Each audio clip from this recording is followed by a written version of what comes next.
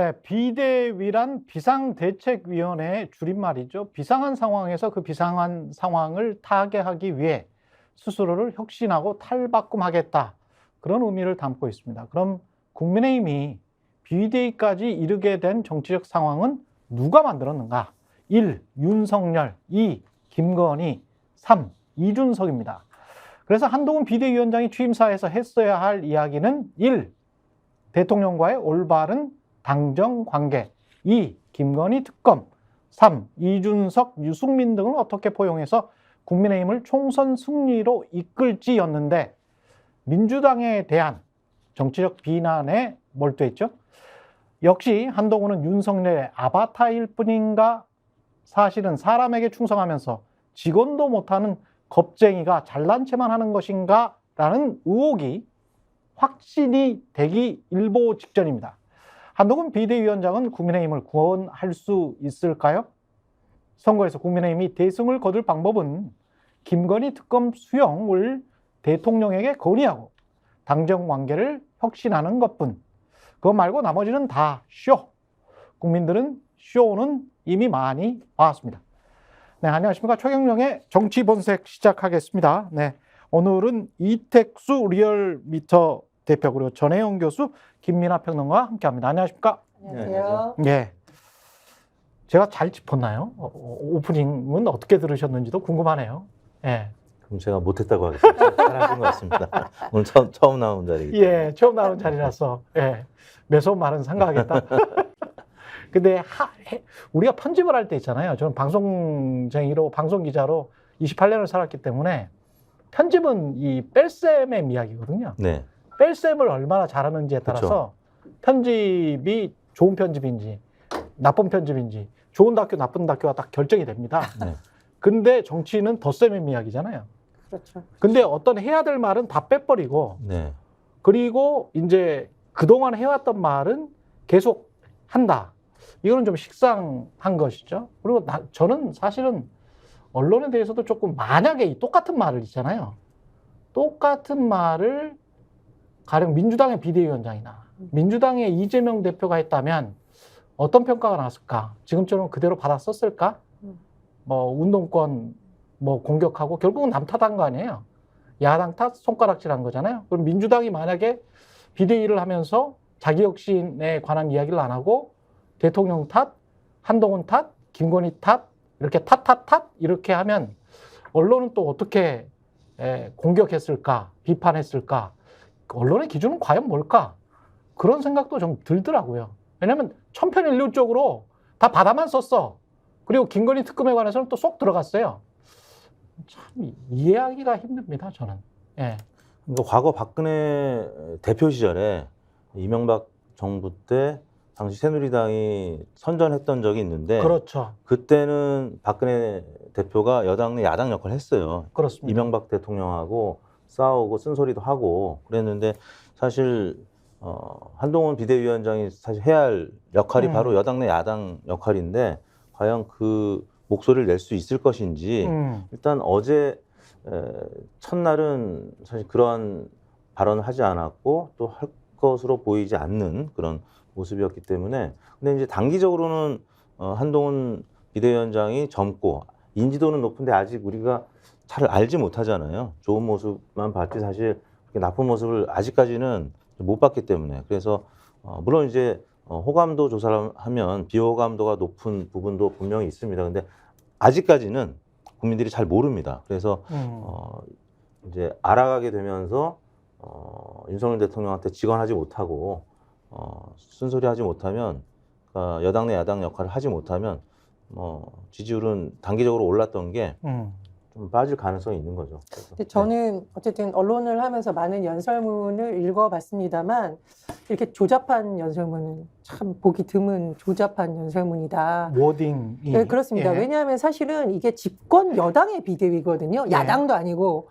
그러면 사실 집권 세력이 어떤 비전을 가지고 앞으로는 하겠다라는 것이 있었는데 그게 전혀 사실은 거의 보이지 않고 언론에서 말하는 좋은 말만 다 따다 쓰고 대부분의 내용을 야당 비난의 할을 했다란 말이에요. 음. 사실은 제가 기자를 하면서 그래도 가장 파란을 일으켰던 또 보수 정치인의 연설문은 유승민 원내대표의 연설문이었습니다. 그 이유는 뭐냐면 비정규직 문제에 있어서의 반성이라던가 뭐 노무현 정부를 비롯한 이른바 상대 정당이 세웠던 좋은 점도 우리는 안고 가야 된다라는 문제지. 그 보수 세력이 왜 국민으로부터 이렇게 지탄받았었는지에 대한 반성이 들어가 있었던 거죠. 그러니까 반성과 비전과 혁신의 의지가 다 들어가 있을 때 감동을 주는 건데 한동훈 이 비대위원장의 내용을 읽어보면 이제까지 국정이 잘못되고 대통령의 지지율이 낮은 것이 마치 야당 탓이냐 하다 보니까 그 내용이 공감을 얻지 않는다는 것이라고 보이고요. 그리고 이제 그 이후에 받은 김건희 여사 특검에 대한 것도 자꾸 총선련 압법이라고 하는데 민심과 맞지가 않잖아요. 네. 연설문도 조잡하고 하는 발언도 민심과 맞지 않기 때문에 첫발부터 상당히 좀 실망스럽다. 저는 그렇게 냉정하게 평가할 수밖에 없고 그다음에 이것과 더불어서 역대급 저를 깜짝 놀라게 한 연설문은 윤석열 대통령의 3.1절 기념사였죠. 다른 날도 아닌 3.1절 날 일본은 파트너다라고 해서 그 일제의 강제징용 피해자들이라던가 위안부 할머니들의 눈에 피눈물 나게 했던 이 연설문과 맞먹을 정도의 참으로 실망스러운 연설이었다. 그런 생각이 듭니다. 김연아 평론가. 네. 한동훈 비대위원장이 어제 이제 연설하는 내용을 듣고 아, 윤석열 대통령의 본체가 여기 있구나 이렇게 생각을 했습니다. 본체. 그렇죠. 예. 그러니까는 뭐 아바타다 이런 말씀하기도 하고 뭐 여러 가지 이제 표현 뭐 2인자다 이렇게 말씀하기도 하는데 이건 본체 같은 느낌이다. 그러니까 지금 한동훈 비대위원장이 윤석열 대통령하고 뭔가 차이가 있다라고 그러면 그거는 술을 안 먹는 거 정도다. 그러니까 뭐 논알콜 윤석열이 아닌가 이런 생각도 했는데 왜 그러냐면 처칠 연설을 인용했다. 지금 이제 언론이 이렇게 막 평가를 하는 거잖아요. 그게 예를 들면 서울에서 싸우겠다, 경기에서 싸우겠다, 어디서 싸우겠다 이렇게 나열한 게 덩케르크라는 영화를 보시면 마지막에 처칠 연설 육성으로 나오거든요. 그게 예를 들면은 우리는 나치에 맞서가지고 산에서 싸우겠다, 강에서 싸우겠다, 뭐 바다에서 싸우겠다, 뭐 해안에서 싸우겠다 이라고 나열하는 게 나와요. 그게 구조가 처칠 연설하고 비슷하다라는 거고 그다음에 이제 그다음에 한동훈 비대위원장 연설에 보면 그런 대목이 나옵니다. 그 뭐 공포는 반응이고 뭐 용기는 결심이다라고 하는 게 있잖아요. 그게 이제 처칠이 한 얘기이기 때문에 그게 처칠 연설의 인용이다라는 건데 그럼 코드가 어쨌든 처칠이다라는 거 아니겠습니까?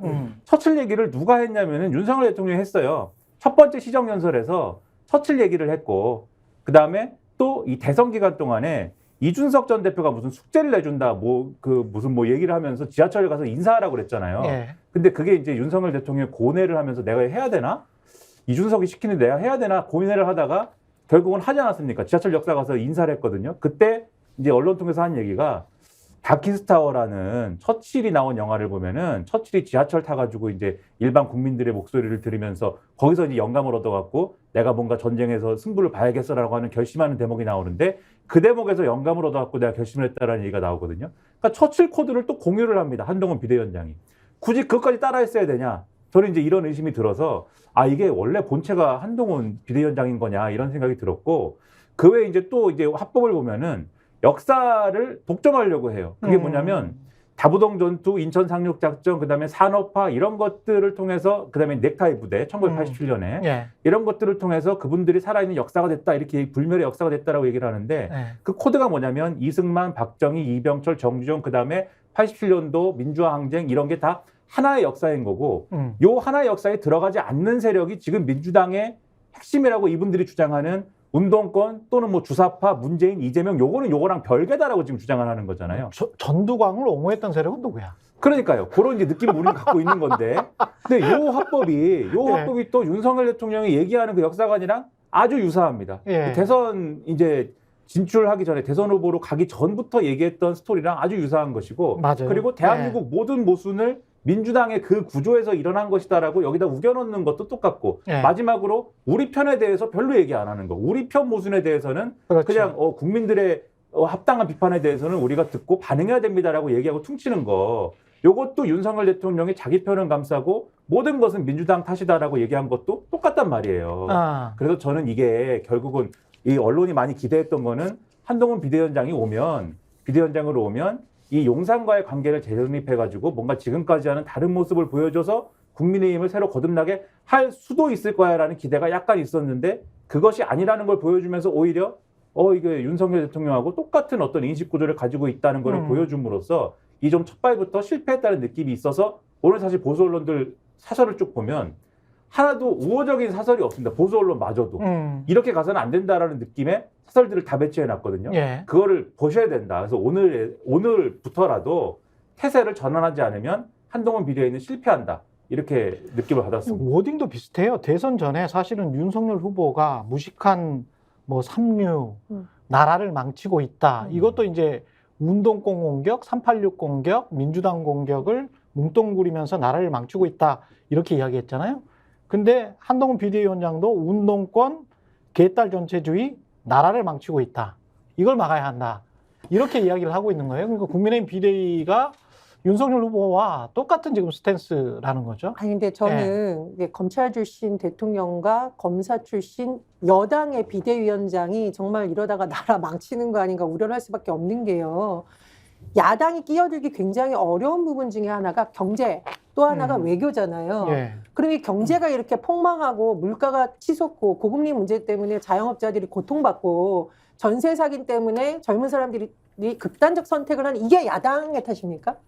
또 하나 있습니다. 외교. 이 야당이 끼어들 틈이 참 없는 부분이거든요. 외교에서 이렇게 망신당하고 김건희 여사가 그 와중에 가서 명품 쇼핑 논란 일어나고 이것도 야당 탓인가요? 그러니까 이런 부분이 합쳐져서 지금 윤석열 대통령 지지율이 안 나온 거고, 그리고 윤석열 대통령이 사실상 당의 얘기도 안 듣고 거의 뭐 독재 수준으로 강서구청장 총선 보궐선거 과정에 개입을 했기 때문에 선거에서 폭망해서 이 지경까지 온 거예요. 이런 것도 야당 탓입니까? 야당에서 그분 공천하라고 했어요. 그러니까 이제까지 일어났던 윤석열 정부에 대한 실망, 집권 여당에 대한 실망의 지점들이 이미 다 숫자로 드러나고 있고, 야당이 개입할 수 없는 부분에서부터 이미 민심의 이반이 일어나고 있는데, 그런 부분에 대해서 지금 검사 출신인 한동훈 장관은 전혀 못 보는 건지 아니면 안 보는 건지, 저는 이게 보수 진보를 떠나서 너무 실력이 없는 비대위원장이 왔다라는 점이 굉장히 우려스럽습니다. 그럼에도 불구하고 저는 그런 생각이 들더라고요. 이 사람이 머리가 좋다라고 정평이 나 있잖아요. 왜 이런 말을 했을까라고 하면, 정치의 구도를 어차피 총선에서 압도적인 승리는 불가능하고 김건희 특검을 받지 않으면 어떤 털고 갈 수는 없는 상황이잖아요. 그러면 윤석열 대 이재명의 대선 전의 구도를 어떻게든 어그로로 끌어서 가져가야 그나마 총선에서 조금 좀 비슷하게 나올 수 있다. 누구도 승리하지 못하거나 또는 국민의힘이 살짝 승리할 수도 있다.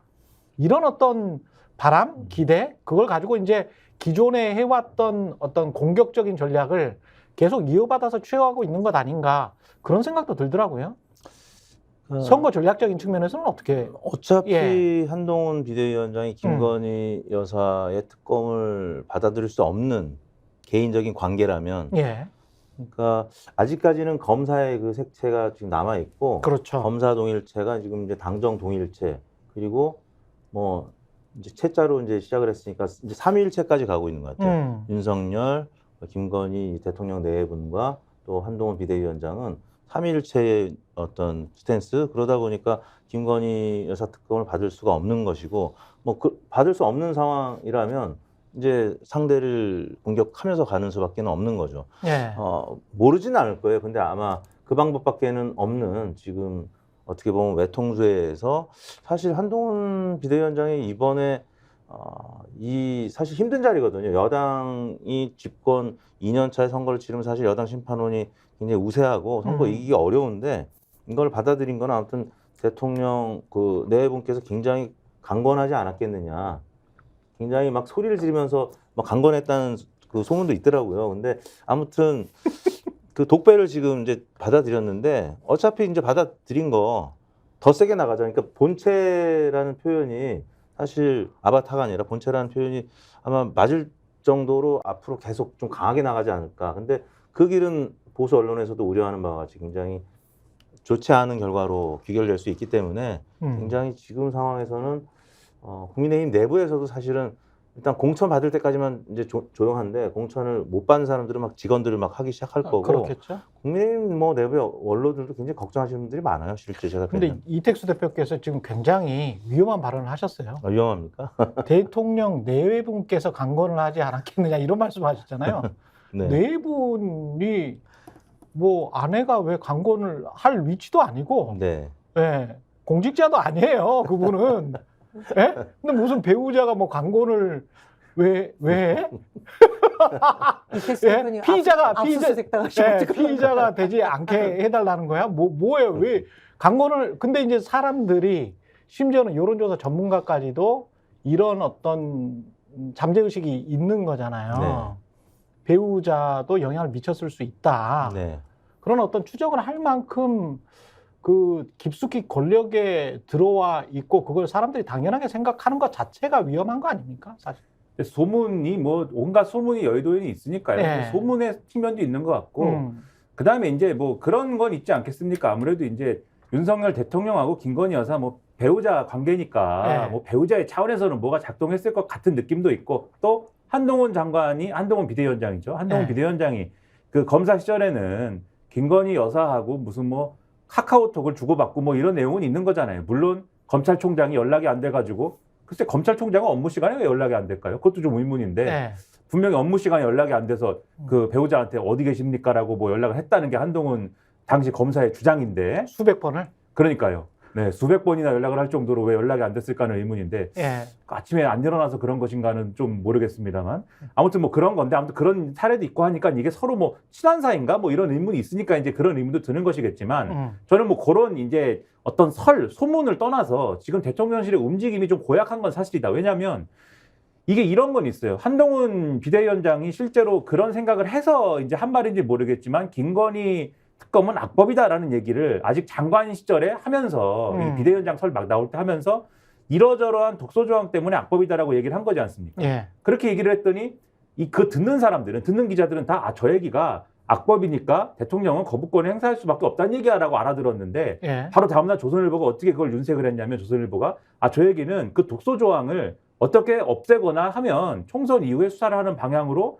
좀 이렇게 좀 내용을 바꿀 수가 있다라고 하면 한동훈 비대위원장이 되면 대통령실하고 뭔가 얘기를 해서 대통령을 설득을 해가지고 이걸 수용할 수 있는 방향으로 얘기를 해보겠다는 뜻일 걸 이렇게 해석 보도를 한 적이 있습니다. 그래가지고 보수 신문에 타협안을 내놓은 거지. 그렇죠. 예. 코치를 한 거죠 조선일보가. 그래서 이 언론이 그런 뜻이었나 하고 우르르 몰려간 적이 있어요. 그렇죠. 근데 그렇게 되니까 지금 아까 이택수 대표가 말씀하신 게 고보고 나오니까 최근에 뉴스원이라는 데서 그랬더니 대통령이 경로를 했다. 그 보도를 보고 예. 경로를 했다라고 보도가 나왔는데 그 보도 톤이 조금 이후에 바뀌었습니다. 불쾌감을 드러냈다라고 바뀌었는데 이것도 대통령이 경로한 건지 대통령 네 분이 경로한 건지는 몰라. 그렇죠. 우리가 그건 사실은 모르지만 다 그리고 모르는 이야기야. 왜 경로가 불쾌감으로 바뀌었는지는 그것도 이제 모르지만 왜 바뀌었는지는 모르지만 아무튼 그게 바뀌었는데 그런데 그렇게 바뀐 것도 바뀐 거지만 24일 날 크리스마스 이브에 가족들과 같이 보내야 될 거 아닙니까? 대통령실 정책실장이 이제 우리에게는 조금 추억도 있는 KBS에 이제 이뤄진단에 나와가지고 좋은 추억이 다 있잖아요. 네, 우리는 예. KBS라는 방송사에 그렇죠. 대해서 네. 좋은 추억이 있는데 그 이뤄진단에 나와가지고 그 참 좋은 날 나와가지고 김건희 특검법은 악법이고 이러저러한 내용 때문에 아주 이거는 받아들일 수가 없는 법이다라고 막 얘기를 하고 혹시 그게 국회에서 통과가 돼가지고 넘어오면은 어떻게 할지는 더 생각해 보겠지만 악법이다라고 막 얘기를 하고 25일 날은 또 크리스마스 아닙니까? 예. 가족들하고 보내야죠 다. 가족들하고 안 보내고 당의 원내대표까지 포함해가지고 당 지도부 그리고 정부 국무총리 뭐 등등 그다음에 대통령실까지 모아가지고 김건희 특검은 아직 국회에서 처리도 안 됐는데 악법이다라고 다 여기서 힘을 모아가지고 이걸 어떻게든 간에 뭔가 막아내야 되고 뭐 이런 결의를 막 해버린단 말이에요. 그렇게까지 해버리니까 일부 보수 언론에서 그렇게 제기했던 타협안이라는 게 타협과 절충의 어떤 가능성이라는 게 한동훈 비대위원장이 뭔가 할 수 있는 영역이 없어졌어요. 그냥 없어졌단 말이에요. 그러면 사람들이 볼 때는 그동안의 보수 언론의 해석까지 다 포함해가지고 이 상황을 보던 사람들이 볼 때는 뭔가 한동훈 비대위원장이 그런 생각을 했는지 모르겠지만 설사 했더라도 지금 대통령실과 다 이 정부 사이드에서 주도해가지고 그럴 수 있는 공간을 지금 없애버렸다. 타협의 여지라는 걸 김건희 특검법과 관련된 타협의 여지라는 걸 없애버렸다. 그거 왜일까? 대통령과 또는 그 어떤 수사의 대상이 돼야 되는 지금 김건희 여사와 같은 분들이 이 타협의 여지를 없애버리는 쪽으로 힘을 실었구나. 이렇게 볼 수밖에 없는 상황이거든요. 그러니까 이제 이런 얘기 나오는 거죠. 지금. 근데 솔직히 윤석열 대통령의 본체가 아니라 김건희 여사의 심부름꾼이다라는 느낌이 드는 것이 가장 언론이 실망했던 사설이 많이 나왔던 시점을 제가 보니까 김건희 여사의 명품백 수수 의혹에 대해서 3당 화법을 쓴 거잖아요. 네. 처음에 모른다 그랬다가 네. 그 다음에 무슨 몰카 공작이라고 했다가 그 다음에는 뭐 민주당 정치인들이 시켜서 나한테 질문하냐? 그게 이제 비대위원장 임명설이 나오던 시점에 언론이 물었던 건데 그렇게 비상식적으로 너무 김건희 여사를 옹호하려다 보니 대통령뿐만 아니라 대통령 내외와 뭔가 이렇게 주고받으면서 김건희 여사를 옹호하라는 특명을 받은 게 아니라는 의심을 스스로 불러일으키는 거예요, 지금. 그렇기 때문에 이걸 가지고 또 야당 탓을 할지는 모르겠는데 제가 보니까 이미 각종 여론조사에서 드러난 김건희 특검에 대한 여론과도 생뚱맞은 질문 답을 하고 명품백 수수라는 뭐 영상이 예. 공개된 부분에 대해서 자꾸 공작이라고 하니까 예. 일단 해석이 나오는 거라고 봅니다. 이게 지금 한 그때 갤럽에서였나요? 어디에서였나요? 국민일보 의뢰로 갤럽에서 했던 걸로 네. 기억이 하는데 맞습니다. 70%라는 게 네. 어느 정도의 여론입니까? 김건희 특검 찬성 70%면 어떤 뭐 사안이든지. 오염수 반대 70%뭐 이런 것과 비슷한 건가요? 그렇죠. 예. 특검과 관련된 여론조사를 해보면 예. 어떤 대상이든 특검에 대해서는 우리 국민들이 대체로 60% 이상 찬성을 해요. 그렇죠. 특검까지 예. 얘기가 나왔다는 거는 앞으로 어. 검찰 수사를 신뢰할 수 없고 좀 객관적인 수사를 해야 되겠다라고 생각되는 사안에 대해서 여론조사를 하게 되는데 대체로 60% 이상 나옵니다. 어떤 사안이든. 대장동 특검도 그랬죠. 예. 예. 그런데 70%가 넘는 건, 그러니까 70%가 기준인데 70%가 넘는 거는 국민들이 정말 꼭 특검을 했으면 좋겠다라고 판단하는 거거든요. 그리고 일반적인 이제 사안과 관련된 정책 여론조사에서 후쿠시마 이제 예. 수산물 관련된 이런 등등과 관련해서 70% 이상이면은 굉장히 높은 거고 그게 이제 80% 90% 넘어가면 독도는 우리 땅 찬반 여론조사 정도인데 그거 이제 다음 레벨이죠. 다음 레벨로 그렇군요. 굉장히 국민들의 요구가 근데 이걸 서울이 77% 나왔더라고. 서울은. 굉장히 높은 거죠. 예. 뭐 서울 수도권이나 아니면 이제 호남 쪽은 뭐 80% 이상 예. 있었을 거고요. 근데 이거를 총선 이후에 하는 것이 좋겠다. 물론 이제 국민의힘에서는 총선의 영향을 직접적으로 받을 수밖에 없으니까 그렇게 한동훈 비대위원장도 그렇게 얘기할 수는 있겠으나 4년 전으로 돌아가 보면요. 조국 전 장관이 한참 고생을 할 때가 딱 이맘때예요. 그러니까 2019년 12월부터 그때 조국 전 장관이 결국 물러나고 그러네. 잠시 이제 오실 추미애 장관께서 임명이 됐던 시점이 총선 바로 전이거든요.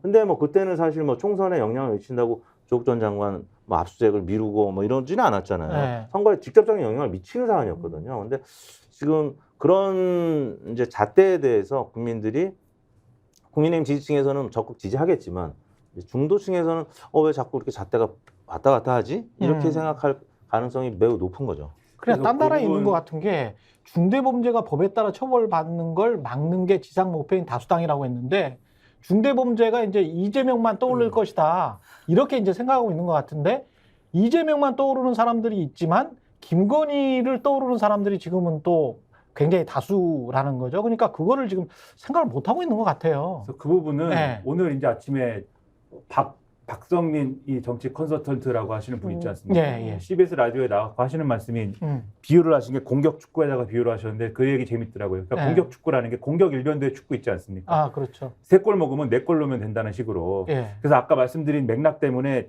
대통령실이 이미 그 절충과 타협의 어떤 김건희 특검과 관련된 부분은 영역을 없애버렸고 그러면 제가 볼 때는 아까 이택수 대표님 말씀하신 대로 한동훈 비대위원장은 이제 이 영역은 포기를 하는 거예요. 김건희 특검법과 관련돼 가지고 지금 국민 여론이 이런 상황에서 여기에 대한 반전을 모색하는 건 포기하고 이건 꼴을 먹어야 되겠다. 이준석 전 대표 표현으로 하면은 인생의 좋은 경험이라고 생각하고 넘어가야지 어쩔 수가 없다. 그 꼴을 먹는 거죠. 먹는 거고. 그럼 우리는 여기서 우리라고 하는 거는 국민의힘 입장에서 우리는 뭘로 꼴을 넣을 거냐라고 하는 면에 있어서는 역시 이재명 대표의 무슨 방탄 얘기를 하고 이재명 대표의 중대 범죄 얘기를 하고 야당 탓을 하고 이런 걸로 이제 꼴을 넣어야 되겠다. 요 생각을 하면서 가짜 뉴스. 그렇죠. 뭐 그런 얘기 하면서 그러면서 이제 어떤 전략을 총선 전략을 가지고 어떻게 접근하려고 하는 거냐면 이 국민의힘 사람들 얘기입니다. 그래서 윤석열 대 이재명 구도를 아까 최경영 기자님 표현한 것처럼 만들면 그렇게 되면 그거는 정권 심판론이지 않습니까? 그렇기 때문에 요거는 분리하고 한동훈 대 이재명으로 바꿔야 된다. 그래서 이게 마치 검사 대 피의자 구도인 것처럼 요거를 만들고 그래서 여기에 뭘 어떤 색깔을 덧붙이냐면 검사 대 피의자에 더해가지고 정상적인 어떠한 그 대한민국 세력 대 86 운동권 세력의 대결처럼 요렇게 바꿔가지고 몰고 가야 된다. 그렇죠. 요렇게 몰고 가서 정권 심판론이라는 그 어떤 프레임을 벗어나야 된다라는 게 지금 국민의힘 사람들이 얘기하는 선거 전략이지 않습니까? 절박하죠. 그런데 네. 이 부분에서 이렇게 갖고 가려면은 최소한 여기서 전제가 돼야 되는 게 한동훈하고 윤석열이 다르다가 전제가 돼야 돼요. 그래서 한동훈 리더십이 윤석열 리더십과 다르기 때문에 이거는 그래서 한동훈 이재명 요 대결 구도가 윤석열 이재명 대결 구도하고는 완전히 다른 거야라는 게 전제가 돼야 되는 게 그러네. 아까도 말씀드렸다시피 근데 한동훈하고 윤석열하고 똑같은 것 같아. 이렇게 되면 이 구도는 작동을 안 하거든요. 그러네. 결국 한동훈 이재명 구도는 윤석열 이재명 구도하고 똑같은 구도다라는 게 돼버리면은 그거 역시 그거는 정권 심판론의 구도로 갇히는 겁니다. 근데 아까도 말씀드렸다시피 지금 한동훈 비대위원장의 첫 번째 일성이라는 거는 제가 아까 말씀드렸다시피 윤석열의 본체냐 아바타냐 이런 느낌이거든요, 지금. 그래서 어차피 김건희 특검법이든 아니면은 뭐 예를 들면 지금 또 김건희 특검법 다음 국면이 뭐 이준석 전 대표 말씀도 하셨지만 대통령 리더십과 관련된 부분 그리고 거기서 더 나가면은 공천 어떻게 할 거냐 부분 용핵관 검핵관을 심는 거냐 심기 전에 지금 현역 의원들 다 날려버리는 거냐 요거가 관련된 게 또 한동훈 비대위원장이 넘어야 될 하나의 산일 거 아닙니까? 여기서 어떻게 되느냐에 따라서 대통령의 아바타인 거냐 아니면 한동훈이라는 주체적인 어떤 캐릭터인 거냐가 갈리는 거거든요. 이거를 잘 정리하지 못하면 결국 정권 심판론이라는 거 벗어나지 못한다. 이 평가가 이제 불가피하다는 것이죠. 근데 정권 심판론을 벗어나기 위해서 언론 플레이를 하고 정치적으로 뭔가를 하고 그다음에 뭐 공격을 하고 기소를 하고 또는 모든 게 가짜 뉴스다. 그렇게 하는 게 어떻습니까? 여론에 진짜 영향을 줍니까? 어떻게 보세요? 뭐 단기적으로 영향 줄 수 있겠죠. 예. 이게 한동훈 비대위원장이 얘기하는 것이 뭐 사실일까? 그리고 다시 한번 생각해보는. 그런데 이게 이제 2019년에 사실 문재인 정부가 예. 성공했던 것이 여당 심판론, 야당 심판론 여론조사를 했을 때 딱 4년 전 이맘때 했던 것이 사실 그때 야당 심판론이 조금 더 높았어요. 오차 범위 내에서. 야당이 그때 황교안 대표, 나경원 원내대표 시절입니다. 그리고 패스트트랙 관련된 예. 여러 가지 충돌이 있었고 참 무리한 야당의 국회에서의 그 물리적 충돌도 있었고 그때 당시에 이제 민주당 원내대표 이인영 원내대표였는데 아무튼 황교안 나경원 체제에서 국민들의 거부감 당시에 사실 아스팔트 보수하고 손을 잡으면서 또 코로나가 막 번지고 있는데 사랑제일교회에서는 또 여러 가지 이제 무리한 그 집 모이면 안 되는데 막 모이고 막 이랬을 때요. 또 대구 경북에서 확진자 막 많이 늘어나니까 그때는 문재인 정부가 처음 들고 나온 야당 심판론이 굉장히 먹혔어요. 그래서 여론조사가 그때 저희가 2019년 12월 달에 이제 발표한 건데 국민일보에서 리얼미터에 의뢰한 건데요. 예. 정부 여당 심판이 41%인 반면에 야당 심판이 48%. 그러니까 지금하고는 12월에 지금쯤에. 예, 지금쯤에 한 거예요. 네. 그러니까 7%포인트나 물론 오차범위 이제 살짝 넘나드는 그렇죠. 수준인데 예. 이제 오차범위는 약간 넘은 겁니다. 근데 야당 심판이 더 높았다는 거는 그래도 이게 사실 대단하다. 집권 한 4년 차쯤 되는 거 아닙니까? 그렇지. 3년 차쯤. 근데 예. 이 코로나 막 퍼지고 있고 그때 막 코로나가 그때 막 20몇 명째 나오고 있을 때 그때 굉장히 저희는 심각했었잖아요. 근데 야당이 얼마나 사실 문제가 많았으면 야당 심판론이 먹혔겠어요. 근데 그때의 아마 상황을 보고 똑같이 이재명 야당을 지금 한번 심판하자 이런 프레임으로 전환시키려고 하는 것 같아요. 근데 지금 상황하고 그때 상황은 좀 다르거든요. 그래서 이거는 먹히기가 쉽지 않다. 좀 효과를 보기에는 좀 어려운 상황이다. 아까 여러 가지 말씀 나왔지만 뭐 그런 상황이라고. 근데 말하는 메신저들도 좀 문제가 있는 것 같은 게 김홍일 이제 방통위원장 같은 경우도 BBK 다스 관련해서 혐의가 없다. 대선 한 2주 전에 그렇게 이야기를 하고 그 다음에 훈장까지 받고 이명박 대통령에게 뭐 그랬던 인물이고 그리고 윤석열 대통령이랑 굉장히 가장 존경하는 선배라는 이야기를 듣는 사람이죠. 그랬다가 이제 국민권익위원장 갔다가 방통위원장 갔어요. 근데 방통위원장은 바로 그 전에 이제 이동관이었단 말이죠. 네. 그리고 이동관은 방송장악, 언론장악의 혐의가 굉장히 짙다고 비판을 받고 있는 인물이고, 근데 그 관련해서 방통위원장도 별로 그렇게 믿음직하거나 신뢰가 가지가 않아. 뭐 거짓말을 한 것 같아. 본인은 그때 진짜 제대로 수사를 했는지 안 했는지는 모르겠지만, 네? 그 다음에는 나중에 다 BBK 다스 전부 다 이명박 것이다 이렇게 밝혀졌으니까 최소한 무능한 것이죠. 그 다음에 이제 유일임 같은 경우도 방심위원장도 뭐 민원 관련해서 뭐 이렇게 해서 가짜뉴스다라고 쭉 만들어 놨는데 나중에 보니까 가족들이 뭐 동생 뭐 조카 뭐 해가지고 다 이렇게 했잖아요. 뭐 6명인가가.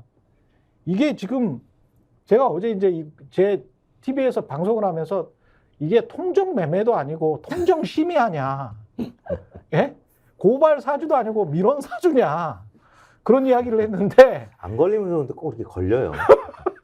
이게 이제 이렇게 돼버리면 국민들이 그 가짜뉴스 프레임이나 야당이 너무 발목을 잡아서 또는 시민단체나 언론이 무고하게 지금 대통령을 괴롭힌다. 이 프레임이 먹히기가 쉽지 않을 것 같은데요.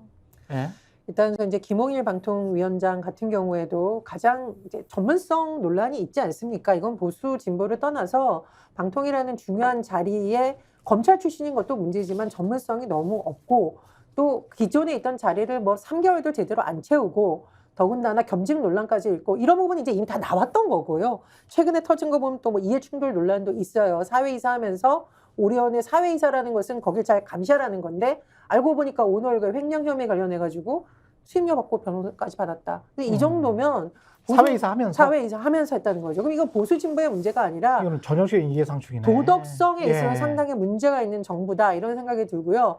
한마디로 통제를 제대로 하려면 그나마 이 통제 권위가 쓰는 사람이라도 와야 되는데 그렇지. 지금은 그냥 검사 선배 또는 검사 후배 라인, 검찰 라인을 통해서 장악만 하고 도덕성도 떨어지고 한동훈 비대위원장을 보니까 실력도 없는 것 같고 이런 총체적인 것에 대해서 저는 좀 국민들이 평가를 하지 않을까 싶습니다. 그러니까 축구에 보면은 발기술이 있잖아요. 발재간이 있잖아요. 그러니까 브라질. 축구도 예를 들면 우리 이영표 선수가 막 발을 이렇게 하는데 그 축구도 이제 뭐 공격 축구를 하더라도 공격 일변도의 축구를 하더라도 뭐 다양한 발재간을 보이면서 이제 뭐 이렇게 국민들을 즐겁게 해줘야 되는데 한 사람이 그 발재간 하니까 똑같은 발재간을 계속 쓰는 것 같은 느낌도 들어요. 그러니까 예를 들면은 대통령이 그 대선 기간 동안에 고발 사주 얘기하니까는 아니다 제보 사주다 이렇게 해갖고 프레임 엎어버리려고 하지 않았습니까? 결국 제보 사주냐 따져보니까 제보 사주 아닌 걸로 결론 났잖아요. 고발 사주 얘기만 나와서 지금 재판을 하고 있는데 그 똑같이 예를 들면은 아까 한동훈 비대위원장 얘기하셨지만 한동훈 비대위원장한테 그 뭐 질문을 했더니 그 민주당이 시켰냐? 그 질문 사주냐? 뭐 이렇게 얘기하는 거 아닙니까? 그게 질문 사주냐? 그런 식으로 얘기를 하고 류일임 방심위원장한테 이거 당신이 어쨌든 방심위원일 때 뭐 자기는 방심위원장이 그때 아니었다라고 얘기를 하는데 어쨌든 방심위원일 때 당신의 사돈의 8촌까지 뭐 제가 좀 이제 비유적으로 얘기하면 사돈의 8촌까지 다 시켜가지고 어쨌든 민원 제기하도록 하고 그 김만배 관련 보도를 KBS, MBC 등이 인용 보도했다고 그게 가짜 뉴스다라고 하는 그 민원을 그렇게 하도록 하고 그거에 대해서 자기와 관련 있는 인물들이 민원을 제기했으면은 이게 어쨌든 이해충돌이니까는 회피를 하거나 신고를 하거나 이렇게 해가지고 피했어야 되는데 그러지 않고 심의한 거는 문제 아니냐. 그렇죠. 라고 얘기를 했더니 그 민원인들의 개인정보가 어떻게 유출이 돼갖고 뉴스 타파라는 문제가 있는 이 언론에 어떻게 보도가 되도록 한 거냐. 이 개인정보 유출이다. 지금 이렇게 얘기를 하는 거잖아요. 그렇죠. 그리고 국민의힘의 그 미디어 관련 그 부서라는 분들은 이게 보복 보도다라고 지금 얘기를 하고 있는 거 아닙니까? 보복 보도다. 뉴스타파가 이러저러한 가짜뉴스를 보도하다가 지금 당하니까 지금 이렇게 보복 보도를 하고 있는 거다라고 주장하고 있는 거 아닙니까? 그러니까 이런 식으로 계속 뭔가 프레임을 뒤집어가지고 오히려 지금 이렇게 보도하는 게 문제다라고 지금 주장을 하고 있는 건데 저희가 어쨌든 이 언론의 어떤 보도나 이런 거에 대해서 말씀을 드리면 그게 개인정보 유출이고 뭐 어쩌고 이런 얘기를 할 때가 아닌 것이 그 뉴스타파의 지금 이 문제에 대한 보도, 방심위가 이렇게 이 민원을 이렇게 처리할 때 류일임 방심위원장이 이해충돌과 관련돼서 회피하지 않았다라는 사실을 보도한 것이 이게 만약에 정말 사실이 아닌 보도면 본질. 그렇죠. 이게 소스가 어디냐 이런 얘기를 할 수도 있겠지만 그런 얘기를 할 수도 있겠지만 이 보도가 사실이면 이 소스가 어디냐라는 건 상관이 없는 거지 않습니까? 그 보도가 사실이에요. 그렇죠. 사실이니까 지금 반박을 안 하고 있는 거잖아요. 거기에 그렇죠. 대해서는. 거기에 대해서는 이런 방구가 없는 거잖아요. 그렇기 때문에 이 보도가 사실이라고 하면은 이게 개인정보 유출이니 뭐니 이 얘기는 할 필요가 없는 거죠. 지금 상황에서는. 여기에 대한 해명을 해야 되는 거죠. 류일임 위원장은. 근데 그 얘기는 없고 지금 딴 얘기를 하고 있다라는 것 자체가 방심위원장의 자격이 없는 거죠. 이거는.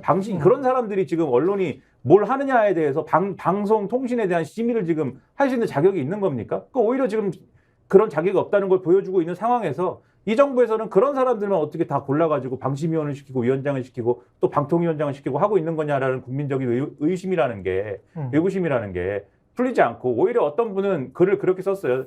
윤석열 대통령이 지금 펜과 칼을 다 한 손에 쥐고 있는 것이다. 김홍일 검사가 방통위원장하고 이제는 한동훈 비대위원장 검사 출신인 이분이 정치권에 가서 이제 여당 대표를 하고 있으니 펜과 칼을 다 쥐게 된 거 아니냐라고 얘기하는 것까지 나오고 있어서 이거 결코 국민들이 좋게 보지 않을 거다라는 걸 또 보여주는 겁니다. 근데 이런 비판에도 불구하고 국민의힘이 뭐 통합돼 있다면, 그러니까 예를 들어서 뭐 이준석이나 유승민이 이 체제 안에 있고 공천도 넉넉히 받을 수 있고 그리고 보수를 다 끌어안고 가는 듯한 느낌을 국민들이 받는다면 그래도 기본 어떤 총선에서 의석수는 확보할 수 있을 것 같은데 그게 문제 아닙니까? 정치 선거공학적으로는 어떻게 보세요, 이게? 만약에 오늘 이준석 전 대표가 탈당을 하고 예. 신당을 만드는 과정이 이어지고 그건 뭐 이제 그렇죠. 더 명확해 보이는데 예. 만약에 1월, 2월 거쳐가지고 한동훈 비대위원장이 국민의힘 지지율이 지금은 이제 단기적으로 올랐는데 좀 빠져가지고 도저히 뭐 이 상태로는 국민의힘이 승산이 없다라고 하면 이준석 전 대표하고 만나겠죠. 그래가지고 단판의 여지는 분명히 저는 있다고 보는데. 과거 대선처럼? 네. 왜냐하면 지금 이준석 전 대표도 한동훈 비대위원장에 대해서는 아주 날카로운 공격을 하지는 않고 있어요. 그 이제 공격의 화살이 윤핵관에서 윤 대통령으로 옮겨가긴 했는데 한동훈 비대위원장한테는 아직까지는 좀 여지를 두는 듯한 느낌의 발언들을 하고 있기 때문에. 예. 그리고 이제 김용태 전 최고위원은 일단 남기로 했고 나머지 분들도 아직 거치가 지금 명확하지 않은데 일단 당 안에서 좀 중재 역할을 할 수 있는 뭐 분들도 있을 것 같고 해서 제가 볼 때는 한동훈 비대위원장의 그 마지막 카드 이준석 전 대표하고 손을 잡는다 이거는 좀 남아 있다고 보고요. 계속 남아 있다. 네네. 그리고 이제 공격 축구 얘기하니까 저는 한동훈 비대위원장이 그 토트넘과 첼시 경기를 꼭 봤으면 좋겠어요. 그때 토트넘하고 첼시가 퇴장 2명 당했는데도 불구하고 그러니까 이제 국민의힘도 지금 김기현 대표, 장제원 퇴장 당하지 않았습니까? 그랬네요. 그런 상황에서도 막 공격 축구를 지금 하고 있어요. 근데 11대 9로 싸우는 과정에서도 막 한 골 차로 지는데 막 공격하다가 2골, 3골 더 먹어가지고 사실 대패했고 부상도 많아져가지고요. 내리 한 3패를 했었나요? 그래서 토트넘이 1위에서 4위로 떨어졌거든요. 예. 프리미어리그 안 보신? 아니, 그 하이라이트만 봅니다. 저는 이거 이제 봤어요. 그게. 제2의 국대가 저는 예. 토트넘이기 때문에 손흥민이 있기 때문에 예. 열심히 보고 생방송을 보는데 예. 그거는 사실 좀 무모했다고 보는 거예요. 포스테코글루 감독이 예. 공격 축구를 했는데 뭐 해도 좋은데 너무 많은 골을 잃었고 또 부상 선수가 많았다는 거예요. 한동훈 비대위원장이 그 경기를 꼭 봤으면 좋겠습니다. 왜냐하면 좀 수비에 또 어느 정도 치중할 때 해야 되는데 너무 공격적으로 가면은 좀 내상이 생길 수가 있습니다. 그러네요. 근데 이렇게 이제 국민들이 이제 또 한 번 속아줄까 뭐 이런 생각도 들긴 해요. 이게 쭉 가다가 좀 누가 봐도 불리해. 그래서 8, 90석밖에 국민의힘이 못 올 것 같고 이준석 신당이 오히려 한 3, 40석은 할 것 같아. 둘이 합하면 100 한 3, 40석은 나올 것 같아. 그렇게 해서 지난 대선처럼 한두 번 만나서 술 먹고 술은 절대 먹지 않는다는 한동훈 대표가 한동훈 비대위원장이 오늘 처음으로 술 마셨다. 뭐 헤드라인 갑자기 생각이 나네요. 무알콜 맥주도 있으니까요. 무알콜 맥주. 편의점 600원입니다. 네. 국산. 근데 저는 이준석 신당이 그 의석수를 도저히 못 가져올 거라고 보기 4, 때문에 50석. 그 전제에 3, 40석. 동의하지 않는 것이 그래요? 과거에 이준석 전 대표는 이제 젊은 보수의 출현 그리고 보수도 젊은 층의 마음을 잡을 수 있을 거라는 기대감이 있었던 거고 그동안 이준석 전 대표가 한 행보를 보면 뭐 나이만 젊지 갈라치기 하는 거라든가 기성 정치인들이 하는 것과 크게 다르지 않다. 그리고 보수층 내부에서도 보기에는 분란을 일으키고 뚜렷한 비전이나 이런 걸 내놓지는 않는다. 적어도 유승민이라는 인물에 대해서는 본인의 경제 철학이라든가 이게 드러났지만 이준석 전 대표는 도대체 뭘 말하고자 하는 건지 윤석열 정부를 비판하는데 본인은 뭘 말하려고 하는지가 없어요. 그래서 굉장히 윤석열 대통령을 비판하는 지점에 있어서의 어떤 주목도는 있지만 국정을 운영하는 한 축의 국회의 어떤 구성원으로서 이준석 신당을 밀어줘야 대해서는 회의가 있다. 그 정도 안 할 것이다. 네, 그래서 저는 이제 언론의 주목도라는 것과 의석수 확보라는 것에 있어서는 굉장히 괴리감이 있을 수 있다라고 봅니다. 이택수 대표도 비슷한 생각이었어요? 비례에서는 좀 가능성이 있죠. 지금 준 연동형이 만약 계속 그대로 간다라고 하면 몇 개나?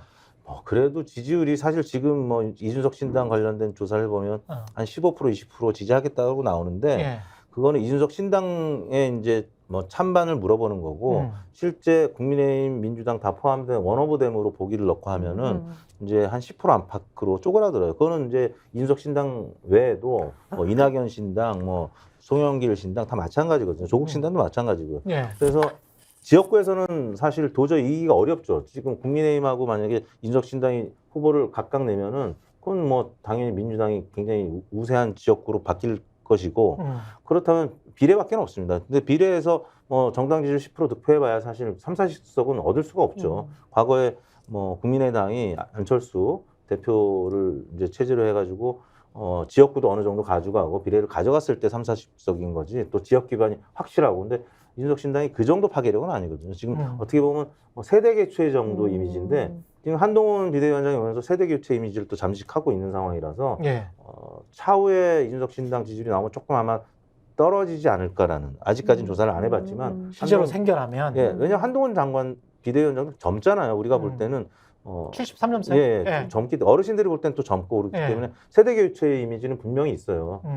그분이 말을 좀 대바라지게 한다는 어떤 표현을 어른들이 많이 쓴단 말이에요. 예. 젊기 때문에 그게 어떻게 보면 좀 용서가 되고 봐줄만 한 건데 이준석보다는 또 덜 그렇죠. 예의가 있는 대바라진 예. 이준석 전 대표 그냥 막 지르는 예. 스타일이고 예. 근데 그걸 이제 뭐 사회자처럼 시원하게 이제 보는 시각도 있지만 아무튼 한동훈 전 장관의 그 비대위원장의 등장 때문에 이준석 신당이 좀 3, 40석 하기는 좀 어려운 거는 그건 뭐 여의도 정가에 있는 전문가들은 다 예측하는 거죠. 김연아 평론가도 비슷하게 예상하세요? 그렇죠. 그게 아무래도 이제 사람의 심리라는 게 예. 예를 들면 양당에 대한 이제 양당 지지자들 또는 이제 좀 연성 지지자들의 입장에서는 국민의힘과 민주당이 뭐 너무 좋아서 그걸 지지한다기보다는 선거일이 가까워지면 가까워질수록 그렇게 믿고 싶어지는 겁니다. 내가 이 당을 이번에는 꼭 찍어야 될 이유가 있어서 찍는다기보다는 아마 찍어야 될 이유가 있을 것 같아. 그냥 그렇게 믿고 싶어지는 심리가 있는 거예요. 아니면 제가 너무 싫어. 그렇죠. 뭐 그런 저당이 너무 싫어.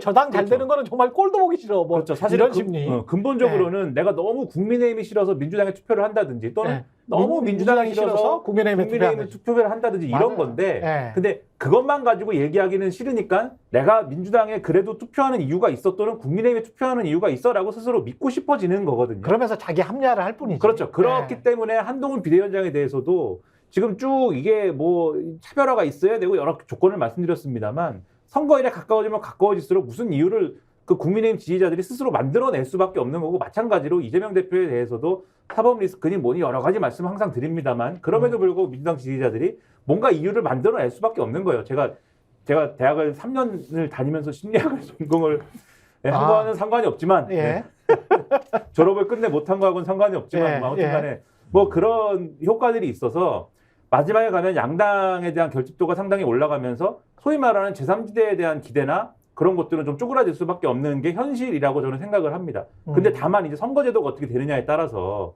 예를 들면은 지금 권역별 비례제가 되면 그 권역별로 만약에 그 최소 득표 기준이 잡히게 되면 최소한 뭐 7% 8%를 넘어가야 의석이 배분이 된다라는 기준이 생기잖아요. 그러면 그것 때문에 뭐 제3지대에 있는 그룹들이 하나로 합쳐야 된다라든지 이런 당위가 생겨서 큰 하나의 정당이 생긴다든지 뭐 그럴 경우에는 좀 모르겠는데 어쨌든 그런 경우를 할지라도 이분들이 다 합쳐가지고 지금 뭐 이준석 신당만 지금 있을 게 아니잖아요. 뭐 이준석 신당도 있을 거고 금태섭 신당 뭐 요 부분도 있을 것이고 그다음에 이낙연 신당. 이낙연 신당은 뭐 아마도 있을 것 같은데 그게 뭐 어떤 형태로 있을지는 지금 모르는 거고 그다음에 무슨 뭐 지금 이 개혁 그러니까 기본소득당 그룹이 있잖아요. 지금 기본소득당 3인당 등등 그다음에 여기 조국 전 장관이 끼는지 여부도 지금 뭐 봐야 되고 그래서 이런 그룹들이 다 합쳐가지고 20석 하는 거냐. 그러니까 다 합쳐서 요 분들이 요 그룹들이 전부 다 합쳐서? 그렇죠. 다 합쳐서 20석 하는 거냐도 사실 저는 조금 요것도 한번 계산해봐야 된다라는 생각인데 그 정도도 안 돼요?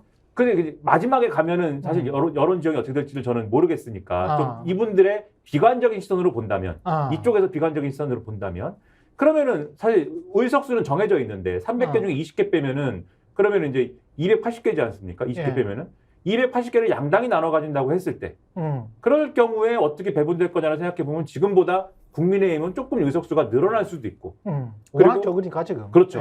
그리고 민주당은 지금 워낙 많으니까 조금 줄어들 수도 있겠고 그런데 그래도 민주당은 과반 이상일 가능성이 크고 그리고 국민의힘이 지금 뭐 1당이 될 수는 없을 거고 그럼 아마도 어떤 부분에서는 서로 불만족하는데 어떤 부분에서는 또 그래도 우리가 이긴 거 아니야? 라고 주장할 수 있는 얘기를 갖고 내부에서 서로 싸울 가능성이 상당하지 않을까. 그러니까 우리가 한쪽에서는 내부에서 비주류는 우리 진 거야 라고 얘기를 하고 주류는 아니야 우리 이긴 거야라고 얘기를 하는 그런 국면이지 않을까라고 저는 생각을 해왔는데 근데 정치는 늘 말씀드리지만 뭐 생물이죠. 그렇죠. 네. 내일 어떻게 될지 모르는 거니까 뭐 지켜봐야죠. 저는 좀 이런 구도가 없어지기를 혁화되기를 바라고 있습니다. 저의 예상이 틀리기를 바라고 있습니다. 이낙연 신당에 관해서 어떻게 생각하십니까? 파괴력이 있습니까?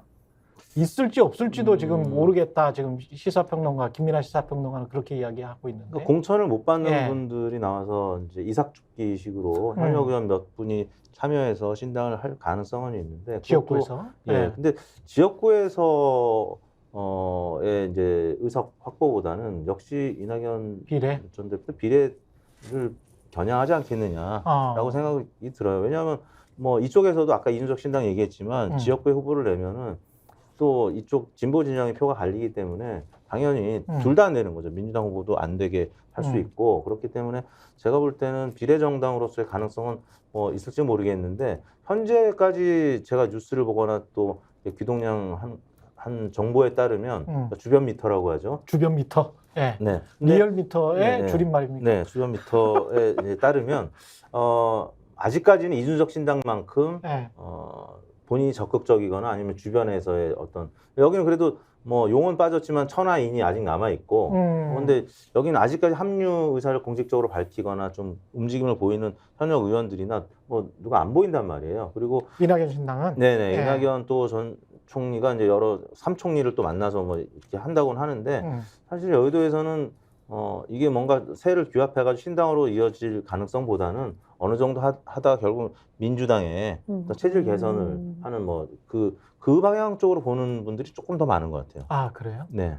이재명 당대표 입장에서는 만약에 진짜 나간다고 하면 그 삼총리 중에서는 이 김부겸 전 총리 같은 경우는 사실 정치를 안 한다고 양평으로 낙향을 했기 때문에 뭐 민주당 비대위원장이나 뭐 어떤 직책이 아니라면 이낙연 신당으로 삼총리에서 신당을 만들 거다. 그거는 네. 거의 불가능한 것 같고. 제가 볼 때는 예 정세균 전 총리도 마찬가지인 예. 것 같고 그거는 언론이 잘못 지금 보도를 그렇죠. 하고 있는 것 좀 같고요. 좀 예. 확대해서 약간 왜곡해서 보도하는 그렇죠. 것 같고 예. 뭔가 이제 삼총리의 신당은 나올 수가 없어요. 예, 정세균 전 총리라든지 김부겸 전 총리는 아마 예. 이낙연 전 대표 만나서 뭐 그 얘기를 듣겠죠. 그렇지. 듣겠지만 예. 민주당과의 어떤 다시 좀 관계 회복을 위해서 예. 좀 재연을 하거나 뭐 이런 역할이지 않을까라는 생각이 들어요. 그럼 이재명 당대표 입장에서는 총선 승리를 위해서 네. 뭐 민주당은 대승을 거두는 걸 원할 거 아니에요? 그러면서 뭐 특검뿐만이 아니고 여러 가지 국정을 좀 바꿔놓겠다, 기조를 바꿔놓겠다. 그게 목표이니까 그러려면 대승을 해야 되는데 대승을 위해서라도 이낙연 또는 다른 어떤 비명계가 나간다고 하면 무조건 잡아야 됩니까? 아니면은 그걸 놔두고라도 어떤 이길 수가 있습니까? 대승을 거둘 수가 있습니까? 어떻게 보십니까? 이런 것도. 일단 저는 손을 내밀어야 된다고 봐요. 무조건 손을 내밀어야 된다. 내미는데도 안 잡으면 어쩔 수 없는 거고. 과거 이제 문재인 대표 시절에 안철수 전 대표가 이제 당을 이제 박차고 나가서 예. 국민의당 만들었을 때 그때도 사실은 문재인 대표 입장에서는 계속 뭐 만류시키고 이런 움직임이 있었을 텐데 아무튼 이제 본인 나가서 결국에는 민주당이 지금 어떤 현재의 색채를 이제 갖게 된 어떤 결과론적으로는 좋게 된 측면이 있겠지만 네. 아무튼 이재명 대표도 노력은 해야죠. 노력을 하는데도 불구하고 나가면 그건 어쩔 수 없는 거고요. 그래서 김부겸 전 총리라든지 정세균 전 총리의 손을 잡고 뭐 이분들이 좀 이분들도 아마 뭐 승산 없는 어떤 신당에 가기보다는 예. 민주당이 좀 탈바꿈해서 지금 체질 개선은 좀 어느 정도 필요하다는 그 원로들의 공감대는 있는 그렇죠. 거니까 예. 그런 재언을 하기 위해서 제가 볼 때는 이낙연 전 대표 얘기를 좀 듣고 또 이재명 대표를 만나려고 하는 것이 아닌가 저는 개인적으로 그렇게 생각을 합니다. 근데 저는 뭐 명분 싸움이라고 보거든요. 사실은 이재명 대표가 자꾸 손을 내밀었는데도 이낙연 대표가 나간다 그러면은 당을 깨고 나갔다는 프레임이 형성이 되는 거고 예.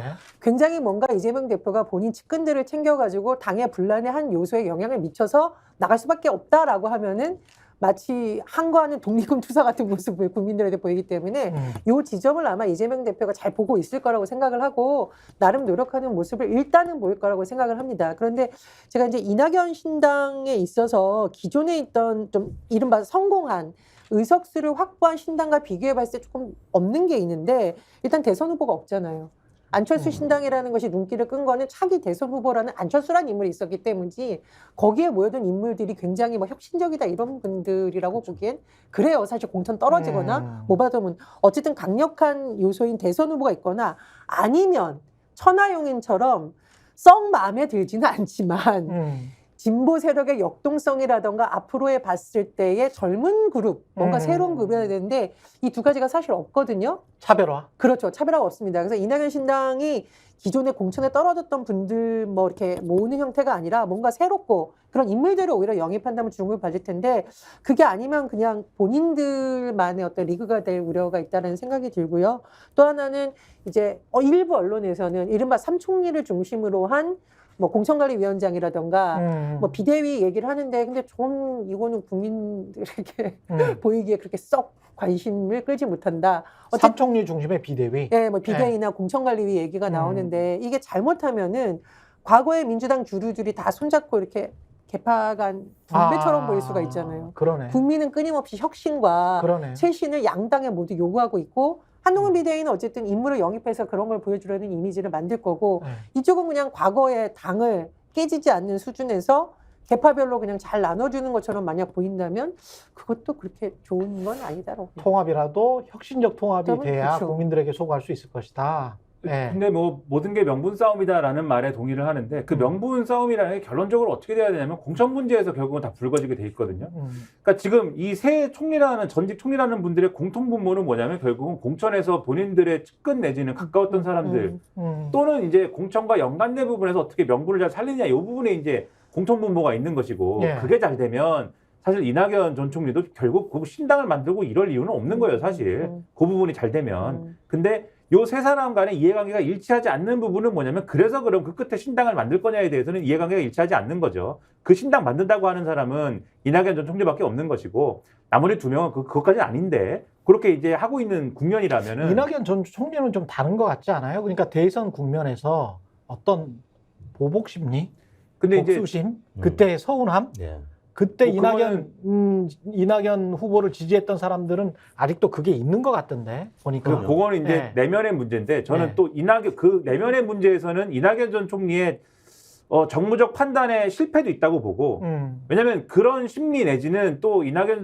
전 총리 주변에 진작부터 신당을 이낙연 중심으로 해야 된다라고 주장하시는 분들이 있었어요 원래 있고 이거를 강하게 뭐 우리가 알아서 준비도 하겠습니다 뭐 이런 분들이 있는데 거기에 이제 굳이 넘어갔어야 되는 거냐라는 의문이 저는 있는데 그렇게 가볍게 움직일 일이었어야 됐느냐는 의문이 있는데 국민의힘에서 소위 말하는 이준석 전 대표의 이준석 신당 전략이라는 게 지금은 어쨌든 이준석 전 대표가 신당을 하는 쪽으로 갔으니까 저거는 이준석이 신당을 하는 거구나 이렇게 됐지만 그 전까지는 저게 무슨 이준석의 전략일 거야 이런 분위기가 있었잖아요. 이준석이 저러다가 유턴해가지고 뭔가 요구사안이 받아들여지면 유턴해갖고 국민의힘으로 올 거야 이런 게 있었잖아요.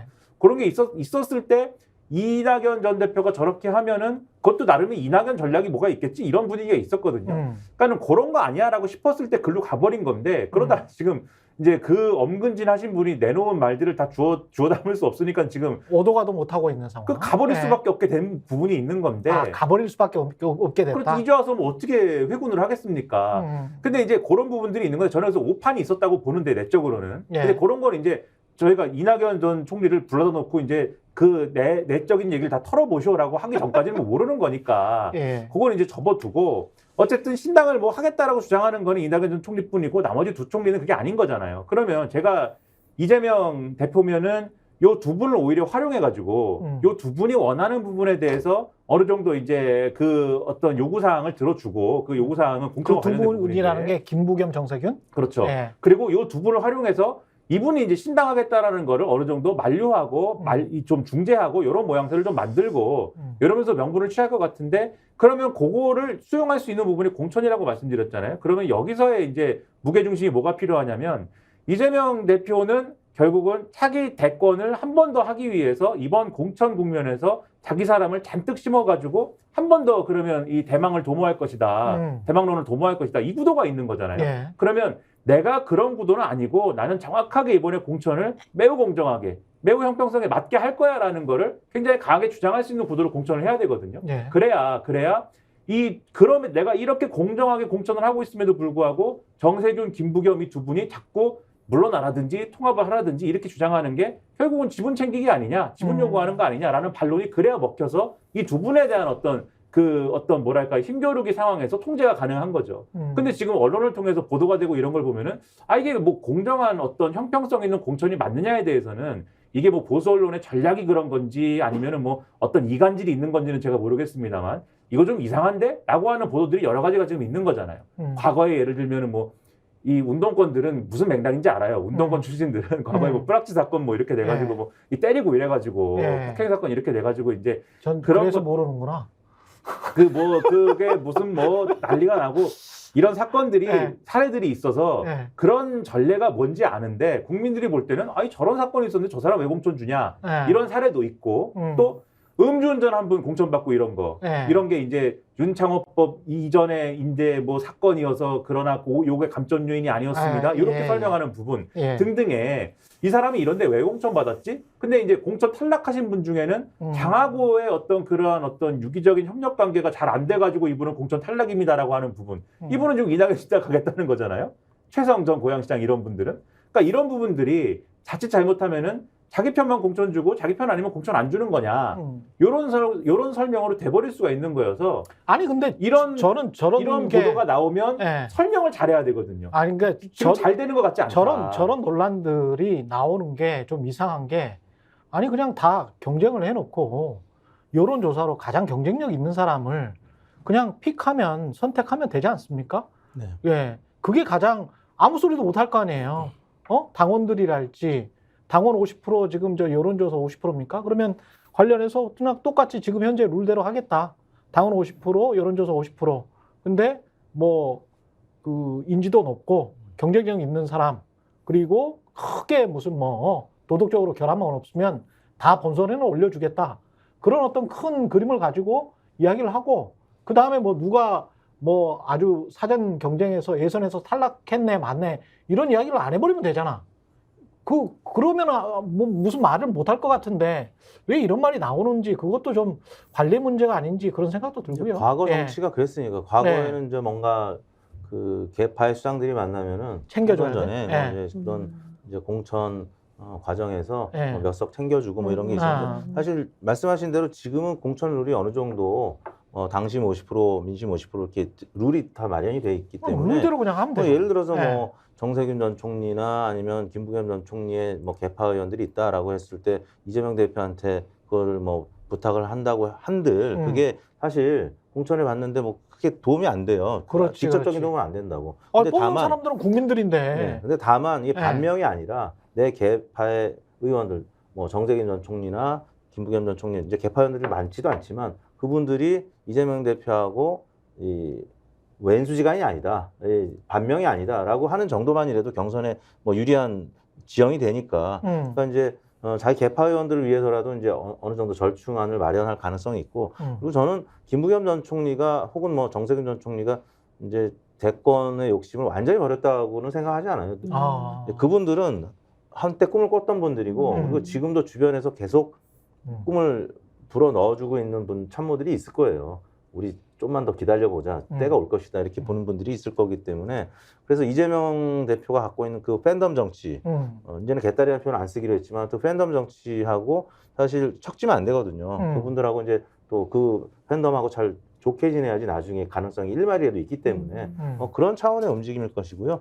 지금은 아무튼 공천 시스템이 어느 정도 됐기 때문에 이재명 대표도 뭐 어떻게 할 수가 없습니다. 전략 공천 외에는 사실은 그냥 공정하게 그냥 경선을 이제 하는 수밖에 없고요. 거기서 사실 살아남아야죠, 각 후보들이. 그러니까 제가 말씀드린 그 공천 룰과 관련해서 당연히 요 단계 한 번 걸러내는 단계를 거친 다음에 지금 말씀하신 경선을 거치는 것은 거치는 것이고 어느 지역구 같은 경우는 전략 공천하는 거고 요 단계로 가는 건데 지금 걸러내는 데서 지금 그런 사례들이 막 보도가 되고 되니까 그걸 가지고 공천에 불만 가진 사람들이 내가 비명이어서 잘린 거냐면 이렇게 하는 거거든요. 같이 업어가는 거. 그래서 거기에 대해서 그게 아니라 이러저러한 공정한 기준에 의해서 지금 걸러낼 사람들 걸러낸 겁니다라고 하면서 명분을 가져가 아까 명분 싸움이라고 말씀드렸잖아요. 적격 침상. 그 명분을 설명해 내야 되고 그거에 가지고 이제 전직 총리들이 그럼에도 불구하고 이런저런 요구하는 거는 지분 챙기기 아니냐 이렇게 가는 게 필요한데 그게 지금 성공적으로 안 되고 있으니까 그런 부분을 잘해야 아까 말씀드린 이낙연 신당으로 가는 흐름에 그 명분을 차단할 수가 있다. 그 말씀을 이제 드렸다는 거죠.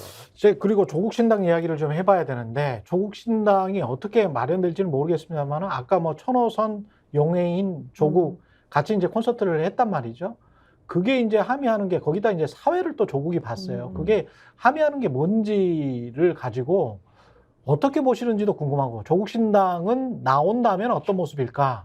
그리고 처음부터 정책적인 면, 가치적인 면을 지금 추구하면서 나왔단 말이지. 이거는 이준석 신당이랄지 이낙연 신당이랄지 어떻게 보면 이제 정치공학적인 면, 권력투쟁적인 면하고는 조금 차별화가 돼 있는 거예요. 그러면 어떻게 민주당과 포지셔닝이 될까? 그 부분도 굉장히 좀 관심일 거란 말이죠. 어떻게 보시는지 궁금하네요. 저는 이렇게 조국 신당의 단독적인 정보, 이렇게 정당 형태가 아니라 용해인 의원이라던가 뭐 전직 뭐 여러 가지 계열 예. 의원들에게 같이 흡수하는 본인이 예. 거기 참여하는 형태로 나올 가능성도 있다라고 보거든요. 그리고 민주당 지지층이 봤을 때는 저 당은 오히려 완전히 다른 당이 아니라 범민주당으로 볼 확률이 굉장히 높습니다. 지금 조국 전 장관이 그쪽 사회만 본 게 아니라요. 일부 민주당 예비 후보라고 불릴 만한 사람들의 출판 기념회에 뭐 축사를 보낸다던가 이런 게 있어요. 맞아. 그게 지금 네. 이게 민주당 타이틀을 맞아, 달고 맞아. 있는 후보들 네. 입장에서 만약 조국 전 장관이 나왔는데 마이너스라면 그런 일을 할 이유가 없는 거죠. 그렇지. 그리고 조국 전 장관이 뭐 북콘서트를 가거나 지방 행사를 할 때 엄청나게 많은 사람들이 오는데 그 사람의 대다수가 또 민주당 지지층하고 겹친단 말이에요. 그러니까 국민들이 어떻게 보느냐가 굉장히 중요한데 조국 신당이라는 독자적 형태이든 범민주 개혁 세력이라는 명분을 내세우는 신당의 한 멤버로 들어가든 제가 보기에 지지층은 이게 범민주당 세력이지만 뭐 어쨌든 한번 기대 볼 만하다 이런 지금 프레임이 형성되어 있는 거고 이게 천하용인을 중심으로 한 그 당을 바라보는 보수권의 심정하고 좀 다른 포지셔닝이라고 생각이 듭니다. 이택수 대표님. 요즘 선거에서 주요 이제 전략은 사실 이제 언더독 효과에 기댄 캠페인을 했을 때 효과가 예. 좀 높아요. 그러니까 지하철역이나 뭐 큰 사거리에서 이제 이 보드 들고 막 90도 인사를 한 겨울에 하시는 분들이 있는 거는 그게 이제 언더독 효과 예. 때문이겠죠. 그래서 제가 이제 방송에서 몇 번 얘기했던 그 선거 트랄로피테쿠스, 선거가 다가오면 네 발로 이제 기어다니다가 선거 선거 트랄로피테쿠스, 그러니까 오스트랄로피테쿠스하고 선거를 합친 말인데, 예. 아무튼 선거 때 되면 이제 굽신굽신 하는 거죠. 예. 근데 이게 효과가 있어요. 아, 근데 이제 그래요? 조국 전 장관 같은 경우는 이제 언더독 효과가 확실히 있죠. 왜냐하면 그 동안에 조국 전 장관 수사를 한참 할 때는 국민들이 이제 몰랐다가 이제 지나고 보니까 다른 사람들하고 봤을 때 너무 비교했을 때 당했구나. 너무 과도했다는 이제 네. 이런 생각들을 많은 국민들이 이제 하기 시작했단 그렇죠. 말이에요. 그러면 네. 측은지심에 의한 어떤 독고자 하는 그러니까 표심이 이게 돈줄 내자라는 것처럼 이제 표줄 내자 뭐 이런 아마 심리가 있을 수 있어요. 그래서 이준석 신당보다는 조국 신당이 민주당의 준연동형 비례대표로 가게 되면 이제 비례대표 의석을 받을 수 있는 어떤 비이클로서의 역할을 지금으로서는 훨씬 가능성이 크고 그 그릇도 저는 클 거라고 봅니다. 그런 차원에서는 조국 신당이 만약에 당을 만들면 저는 이준석 신당보다는 더 파괴력이 좀 있을 것 같고 민주당하고 또 협력하면서 또 이제 뭐 지금 다당제로 원래 가려고 했던 그 법의 취지 이런 거하고도 좀 맞을 수 있기 때문에 저는 뭐 당이 이제 만들어질지는 모르겠습니다만 만들어지면은 이준석 신당보다는 더 조금 큰 비이클이 되지 않겠냐 이렇게 생각합니다. 호남 민심이 굉장히 중요할 것 같은데 호남 민심이 지금 말씀하시는 언더독이랄지 소수자, 약자 그러나 좀 측은지심이 네. 가는 쪽 이쪽으로 굉장히 많이 몰려왔었거든요. 그렇죠. 그런 측면에서 이낙연 신당보다는 아마 조국 신당이 호남 사람들의 민심을 훨씬 더 사로잡을 가능성 혹시 그런 데이터나 이런 건 있습니까? 제가 지금 정확하게 기억은 안 네. 나는데 말씀하신 대로 호남 민심은 늘 그래왔습니다. 늘 그래왔어요. 예, 네. 소수에 대한 그렇죠. 관심과 네. 또 뭐 동정 그리고 실제 표를 주는 그런 선거의 역사를 계속 보여왔기 때문에 이낙연 신당보다는 조국 신당에 표를 줄 가능성이 저는 분명히 있다고 보고요. 예. 또 호남 출신들이 또 수도권에 뭐 충청에 많이 계시기 때문에 다른 지역에서도 좀 큰 그런 영향을 좀 미칠 거라고 보기 때문에 저는 이준석 신당보다는 더 주목을 해야 된다. 물론 이제 과정이나 어떤 그 실제 결과물을 봐야 되겠지만 실제 만약에 여러 가지 뭐 개혁 성향의 인물들끼리 당을 만든다면 그리고 조국 전 장관이 아무튼 참여하는 것만으로도 막 그렇죠. 대표를 안 맡더라도 그렇죠. 참여하는 것만으로도 아무튼 조국 신당의 색채를 가질 것이기 때문에 저는 어느 정도의 파괴력은 가져갈 수 있는 신당이라고 봅니다. 호남 지역에서 오히려 이낙연 신당에 대한 그런 뭐 지지라든가 이런 것들은 여론조사상 최근에 나온 것들을 종합해 보면 별로 그렇게 크게 확인되는 것 같지 않아요. 그러니까. 여론 그렇게 좋지 예. 않은 것 같고 그렇죠. 지금 이제 이른바 이제 뭐 조국 신당이냐 또는 아까 말씀드린 기본소득당 그룹이라고 제가 표현했습니다만은 용해인 의원 중심으로 해서 요 그룹에 이제 조국 전 장관이 참여하는 거냐 요게 이제 최근에 이제 흐름이잖아요. 조금 더 개혁적으로 보이는. 그렇죠. 예.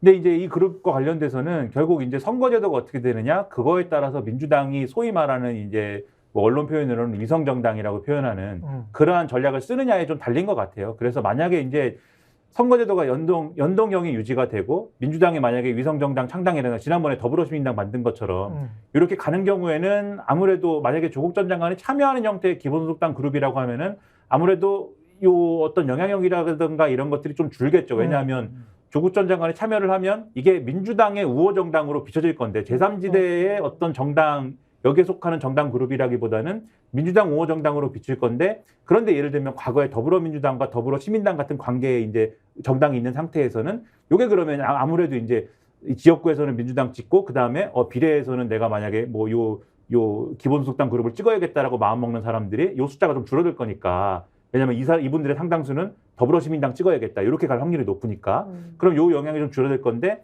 그렇지 않고 만약에 민주당이 뭐 그게 아니라 위성정당 창당하지 않고 알아서들 이 비례정당과 관련해서 찍으세요라고 하면 상당히 파괴력이 큰 정당이 그러면 되겠죠. 그래서 그렇게 되는 거냐를 한번 봐야 될 것 같고 그게 아니라 이제 연동형으로 유지가 안 되고 최근에 좀 뭐 논란이 있긴 하지만 병립형으로 돌아간다. 그러면 이제 계산이 좀 복잡해질 것 같아요. 그러면 이제 다른 어떤 제3지대 신당에 속하는 그러한 정당들이 창당을 어떤 형태로 하느냐 이런 분야에 따라서 성적이 많이 달라질 것 같은데 그럼에도 민주당에 어쨌든 좀 가까운 정당으로 이렇게 판별될 확률이 높아서 그거에 따라서 좀 성적이 달라진다 이렇게 봐야 될 것 같고 전반적으로 이제 이게 결과적으로는 어쨌든 요 조국 전 장관의 참여에 따라서 민주당이 갖고 가는 성적이나 이런 것도 달라질 것으로 아마 요 민주당 내 전략가들은 좀 볼 것 같아요. 왜냐하면은 만약에 조국 전 장관이 총선에서 모습을 드러내지 않으면은 이제 소위 말하는 국민의힘의 한동훈 비대위원장이 얘기하는 주제 중에 하나가 이제 없어지는 거잖아요. 조국 전 장관과 관련된 주제가 그 얘기를 못 하게 되는 걸 텐데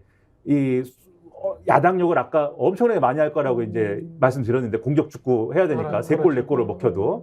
근데 이제 조국 전 장관이 이런 식으로 등판을 하게 되면은 그 수많은 이제 그 비판 이 사례 중에 조국 전 장관 얘기를 또 하는 거지 않습니까? 그거에 대해서 이제 미치는 선거 영향이나 이런 것들을 아마 가늠을 해볼 텐데 뭐 그게 이제 민주당 입장에서는 득이냐 실이냐를 뭐 이게 다른 정당에서의 일어난 일을 갖고 이제 따져봐야 되는 거니까 아마 그게 좀 계산이 복잡하게 되겠죠. 근데 조국 전 장관이 무소속으로 출마할 가능성에 대한 관심이 호남에서 굉장히 높은 걸로 알고 있습니다. 그리고 조국 전 장관과 관련해서 소통하고 있는 분들은 민주당 당적인 출신 분들도 제가 알기로는 상당수에 있는 것으로 보고 있습니다. 그런데 왜 민주당 당적 가지고 있으면서 조국 전 장관하고 교류하는 거에 대한 비판 여론은 많지 않습니다. 왜냐?